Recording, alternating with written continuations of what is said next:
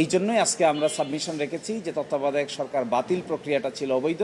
14 জন জজের মধ্যে মাত্র আপিল বিভাগের 4 জন জজ এটিকে বাদ করেছেন এবং হাইকোর্ট ডিভিশনের বাকি 7 জন, আপিল বিভাগের বাকি 3 জন, সেই 10 জনই কিন্তু এটি রাখার পক্ষে মতামত দিয়েছিলেন।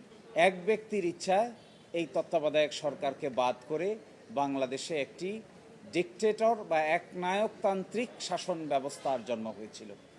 এই একনায়কতান্ত্রিক শাসন ব্যবস্থার কারণে বাংলাদেশের রাজনীতি, অর্থনীতি, সমাজনীতি সকল ক্ষেত্রেই একটি বড় ধরনের ধ্বংসযজ্ঞ এর মধ্য দিয়ে বাংলাদেশ গিয়েছে।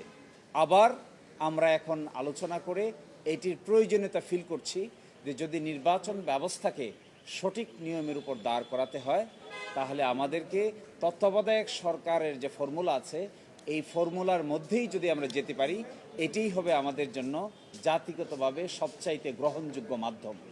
এই ক্ষেত্রে আমরা এটা বলেছি যে ইতোমধ্যে ঐকমত্য কমিশন এবং সংস্কার প্রক্রিয়ার মধ্যে তত্ত্বাবধায়ক সরকারের বিধান নিয়ে জুলাই চার্টারে একটি নতুন বিধান নিয়ে প্রস্তাব করা হয়েছে। আমরা এটা দেখিয়েছি আদালতকে যে আগামীতে আদালত যে আদেশেই পাস করেন না কেন এটি যেন জুলাই সনদের সাথে কিংবা তত্ত্বাবধায়ক সরকার নিয়ে জুলাই সনদের যে আলোচনা হয়েছে এর সঙ্গে কনফর্ম হয়, মিল রেখে হয়। অন্যথায় টোটাল রিফর্ম প্রক্রিয়াটা অনেকটাই নষ্ট হয়ে যেতে পারে, রিফর্ম প্রক্রিয়াটা অনেকটাই ক্ষতিগ্রস্ত হতে পারে।